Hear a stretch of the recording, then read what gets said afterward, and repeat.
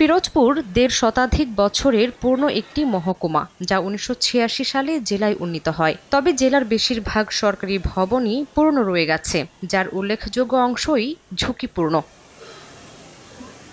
শহরের কেন্দ্রস্থলে পুরাতন ডিসি অফিস অনেক পুরাতন ও স্থান সংকুলান না হওয়ায় জেলা প্রশাসকের কার্যালয় অন্যত্র স্থানান্তর করা হয়। কিন্তু বর্তমানে এই ভবনে বেশ কিছু সরকারি ও বেসরকারি অফিস রয়েছে। ঝুঁকিপূর্ণের তালিকায় আরও রয়েছে হাসপাতাল ও পুলিশ লাইন্সের মতো গুরুত্বপূর্ণ সরকারি অফিসের ভবনও। এছাড়া গোপালকৃষ্ণ টাউন ক্লাব মার্কেট, যেখানে ঝুঁকি নিয়ে বহাল তবিয়তে চলছে ব্যবসা বাণিজ্য ও বিভিন্ন দাপ্তরিক কার্যক্রম।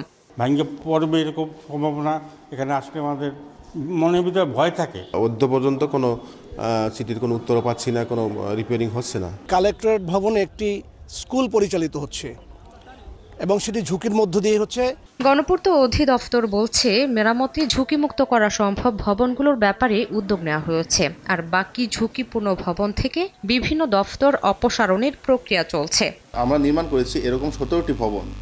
আমরা তালিকা করে অলরেডি আমাদের মন্ত্রণালয় এবং জেলা প্রশাসনের নিকট প্রেরণ করা হয়েছে। আমরা অতি শীঘ্রই পুলিশ বিভাগটি রেট্রোফিটিংয়ের মাধ্যমে তার লাইফ স্প্যান বাড়ানোর পদক্ষেপ নিব।